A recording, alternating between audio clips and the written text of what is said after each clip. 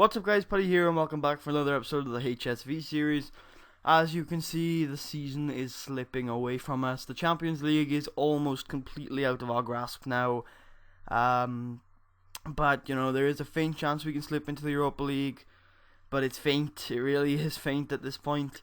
And I'm starting to think that this might be my last season in charge of Hamburg. I don't think I'll be sacked, but it's just... this seems like the season to move on. I don't think I'm really moving forward anymore.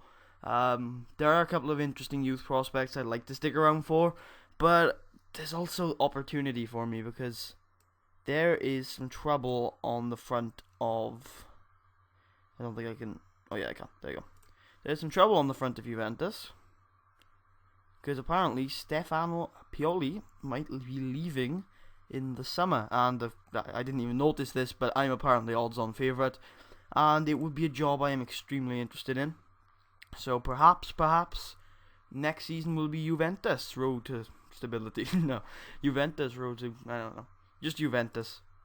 I haven't really looked at the club, but in terms of the nation, Italy are probably the biggest nation in the world right now. Last time I checked, AC Milan are miles ahead, the biggest club in the world. With a 4.5-star reputation. And they have Higuain. Oh my god, I didn't even notice that. They have Higuain, my god. I must now join this club. Let's see if I recognize any of these people. Oh, they still have Hamsik. Nice. Is he still okay? And they still have Perini. No, they don't still have Perini. He's a regen, but he's a Liverpool player. He's an ex-Liverpooler. Who came from Inter, I believe. And then apparently went back to Juve? Really? Alexandro Perini, never really a good player, to be honest with you. Yeah, he was there for about 5 years, that looks like. No, 3. 3 years. And he spent a lot of... I don't think he had a work permit. And he started for AC Milan, went back to Inter, and he's now worth a hell of a lot. Scored some decent goals, but that's a hell of a price tag for somebody who really didn't look like he was going anywhere. That finishing stat is incredible. Anyway, how's the league been going? How's everything been going? How has Europa League been going? Well, let's check that out now, shall we? Okay, last time I saw you guys was against Hoffenheim? No, Düsseldorf. Yes, Düsseldorf. Last time I saw you guys was against Düsseldorf. We ended the first half of the season... oh, I'm watching the West Ham game. Düsseldorf, we ended the last game of the season just as inconsistently as we've been playing all bloody season, losing to Hanover. But, yeah, our winter break was okay, I guess. Dramatic draw against Stade Bretois? Draw against Santos, and a very good win against Union Berlin. Came back into the season with a very important win against Nuremberg.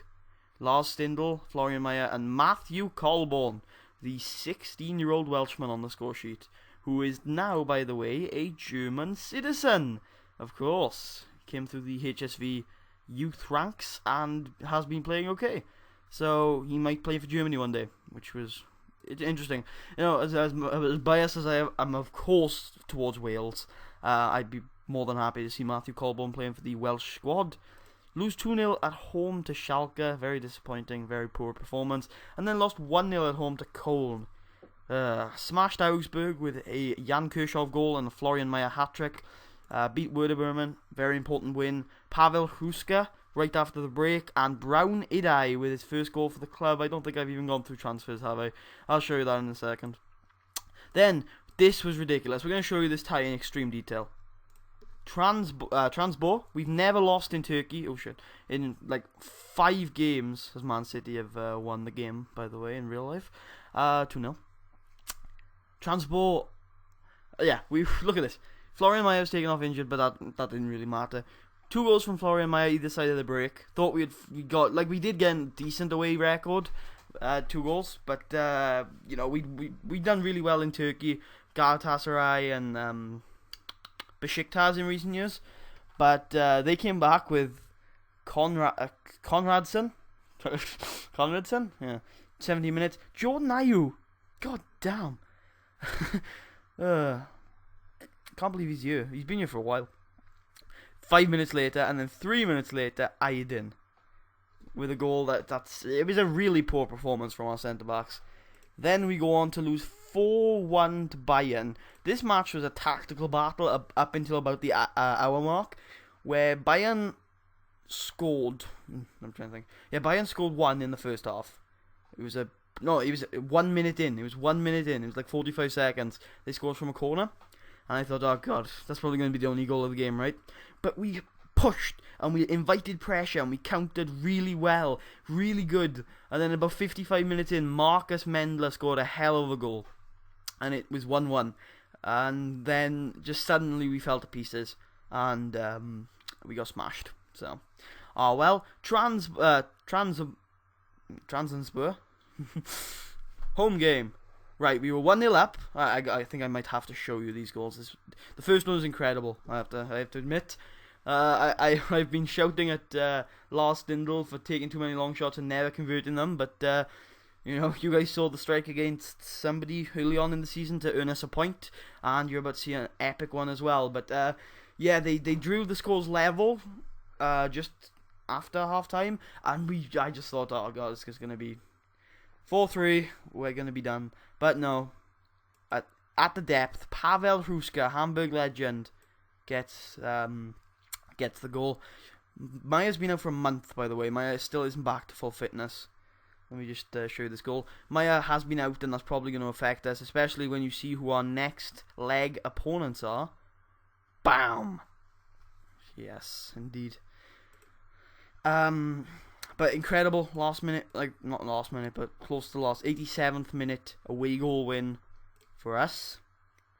And now we're playing Stuttgart, which is going to be a tough match. But we also, we lost to Mainz as well. Marcus Mendler on the score sheet.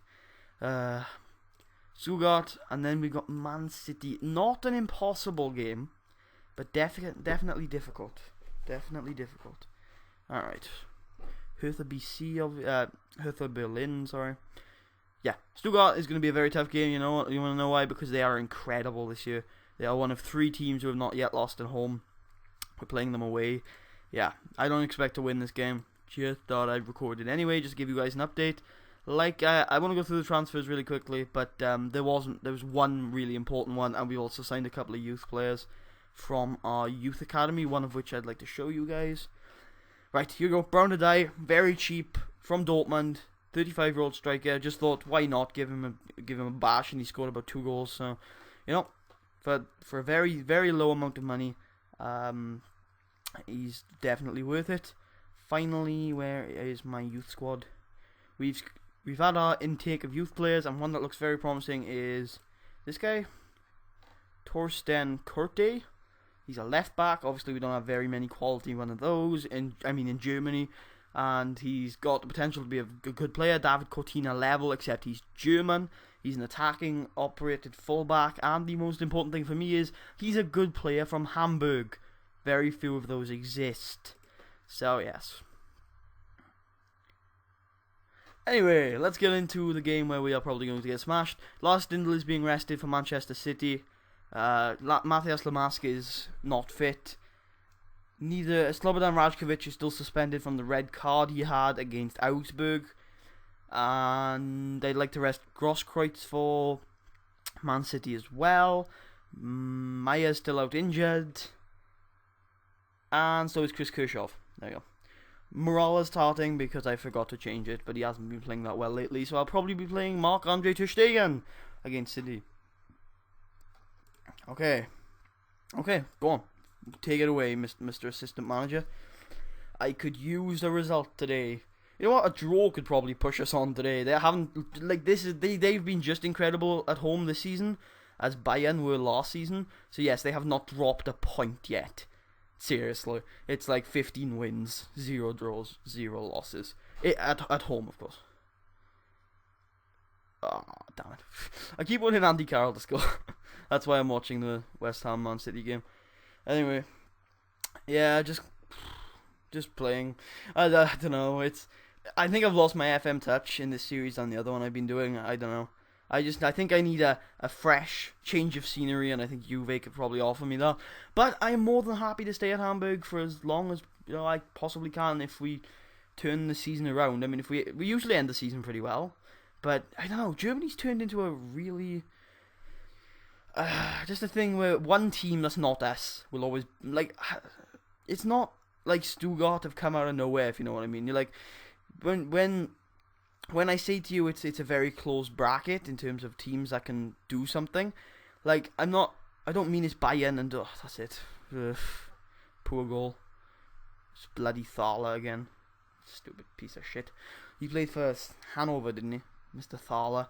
In that, I remember him in that 3-4, or was it 3-2, or was it 4-3 thriller live com we had in the second season, and he scored like a hat trick. But anyway, I don't even know what I was saying. Yeah, when I say it's a close bracket, there are only a set group of teams that can really do things. Like I don't mean Bayern, Dortmund, but those are two of them. But I mean Schalke have the ability to pull money out of their arse seemingly, and Stuttgart have always had money. Like, if you look at that guy over there, Schauner, I think is how you pronounce that, he is worth, like, he's probably one of the most valuable non-Bayern Dortmund players from Germany, and he's been at the club for a couple of years now, so you just knew that at some point Schalke would be able to pull something out of their arse. Brown a day, 1-1, haha, Stuttgart I mean, not Schalke. Anyway, yeah, you knew Stuttgart would be able to do something, you know, because they have I think they have 2 or 3 valuable players, and the money is so weird in Germany. Like, there are about 4 teams that have money, and then there are like 3 teams that are pretty good without money. And yeah, you know, it's a pretty close bracket, you know, and I just think I like HSV. I like the feel of the club, but I think I've done enough to grow it, I guess. I mean, look, the club's really stable. I mean, it is. I think I've turned a very poor financial position into, I think it's okay now. We might be slightly better than that, or it might be good financial position, but we do have like really good young players now, and we also have that spine of the team I keep talking about. We have Florian Mayer, Matthias Lamachk, and Murala. Oh, now we have Marc-Andre ter Stegen, obviously, who's pretty good, but he hasn't got as many years left in him as the other 3 do. And we have 3 players who will continue to grow, who are young, who 2 of them are German. Yeah, 2 of them are German, and who, I don't know, this team could do well. I think after I leave, it's probably going to be one of those situations where it's going to be like, yep, now I'm gone, they're going to do even better. But I think I've done a lot of work for this club, and I think in virtual reality football, they're going to be one of the growth teams for the next few years. Here's Yasin Haji! Oh, God. Well, we look really up for this, despite, like, losing, like, 4 of our first-team regulars tonight. I mean, how many of our first-team regulars aren't in here? Maya, 1. Grosskreutz isn't even a first-team regular. Patrick Herrmann, who is also missing, so that's 2. Chris Kirchhoff is 3. Lars Stindl is 4. Matthias Lamachk is 5. Slobodan Rajkovic is 6. Wow, we are missing 6 first-team regulars today. God.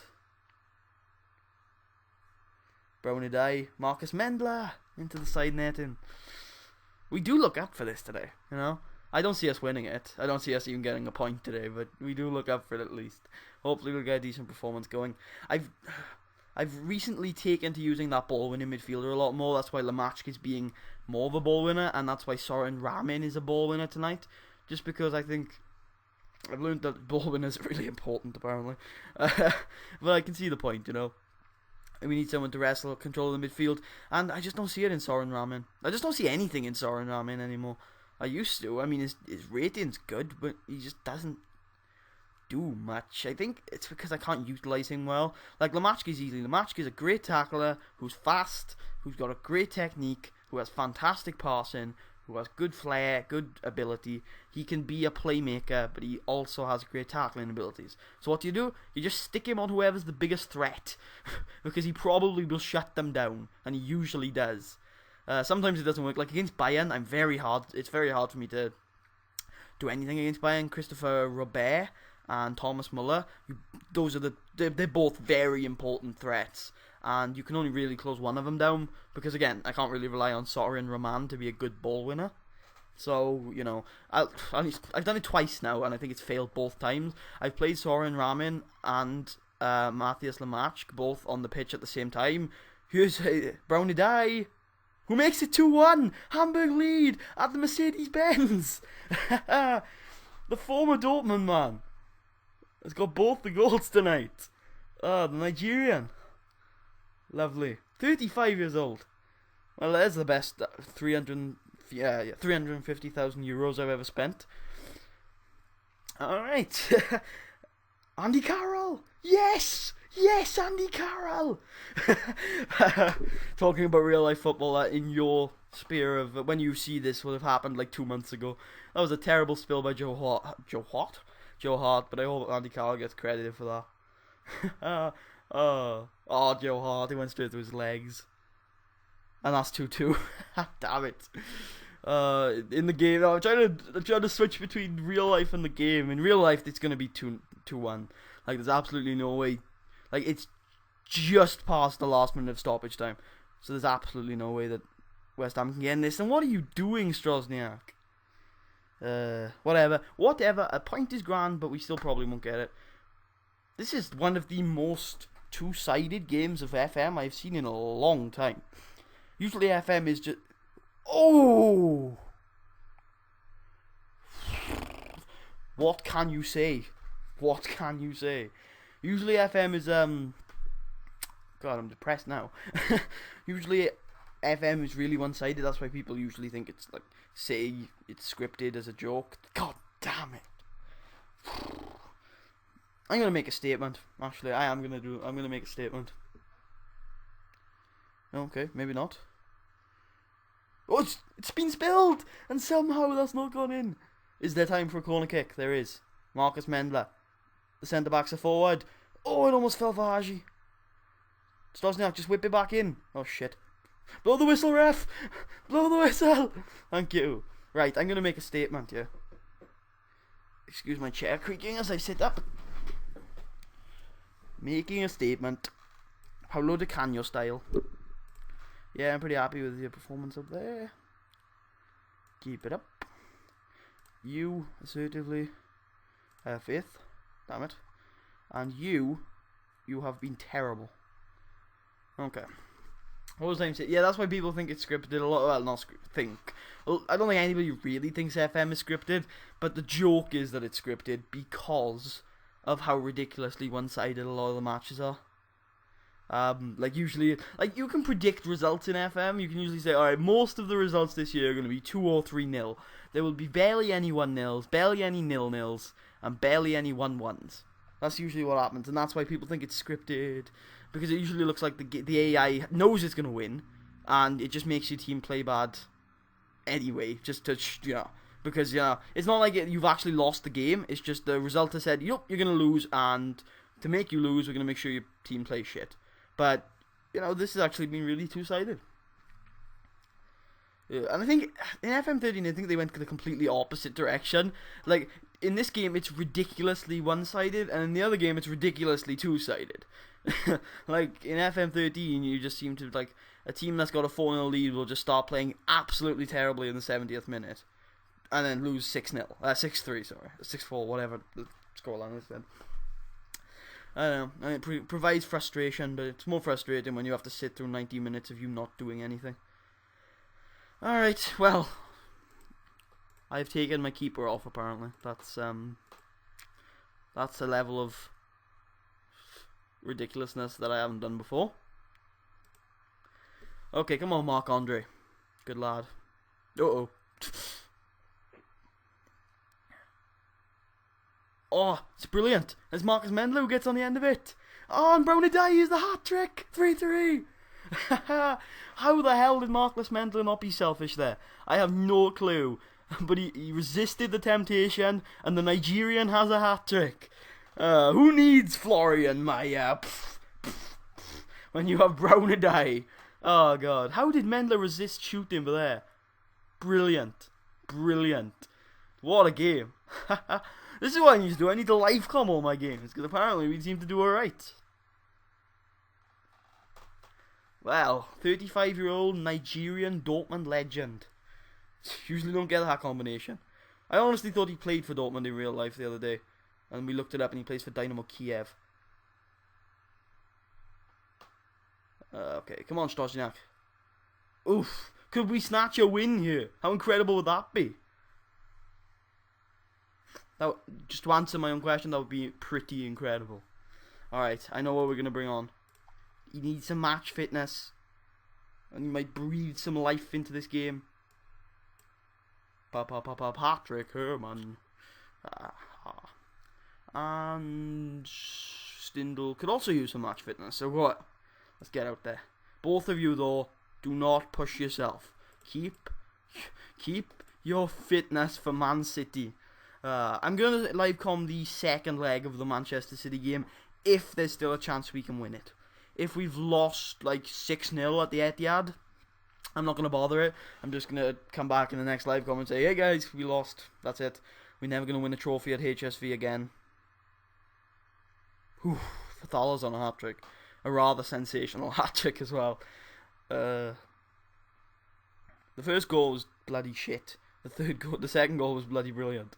Oh shit. Brown a day. Come on. Don't turn off. Oh god. Don't turn off, Jan Kirchhoff. Oh god. Oh god. That's terrible. Get off. Get off. Nope. Not going to stand for that. Where is the youngster? Bloody hell. Oh shit. Oh yeah, I took off. Oh damn it. Now my statement is starting to make a lot less sense. Why is Michael Mancini got a lower rating than Jan Kirchhoff? Look at what he just did. Please show the full highlight, FM. Please show how ridiculous Jan Kirchhoff is. I don't know what the hell bloody Ter Stegen was doing.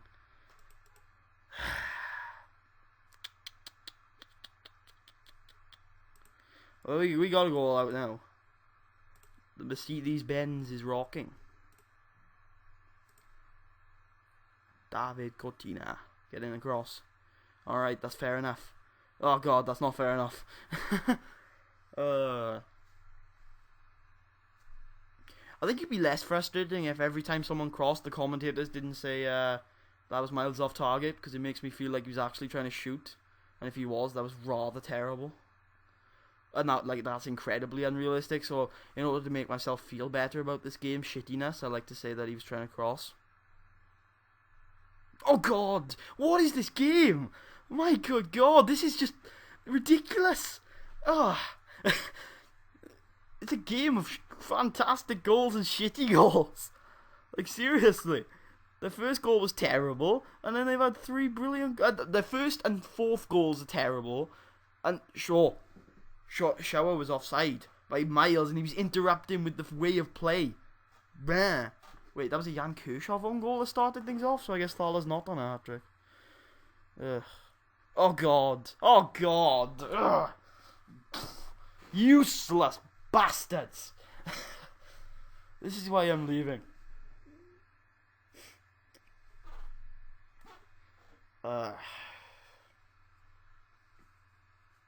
This is exactly what happened at Bayern. We play so well. We're doing pretty damn well. And then we fall apart. And now the scoreline looks ridiculously harsh. Look at this nonsense. Look at the times on those bloody goals. It was a tight game for like half an hour. Sorry, for an hour. Gonna have a bit of a shout, yeah. Assertively, I am far from pleased. And I will be fining most of you. And you will not play midweek. I will be playing the shitty bloody backup because you've played terribly and you've shown no emotion. So unfortunately, all my substitutes did crap. I brought them on to breathe life into the game, and guess what? They did absolutely nothing. Yasin Haji, did he have a touch? Marcus Mender apparently played well. Oh yeah, he had 2 assists. Okay, passionately, I'll admit. Well, that was ridiculous. But if I tell you what though, if we can get this scoreline midweek, we're not actually in a bad position. We dropped down to 11th, by the way. 11th. Alright. What hefs? Okay. Well, I will be back for the derby if we completely get decimated by Man City. Yeah. This looks like it's going to be my last season, guys. I'll see you guys for the rest of it.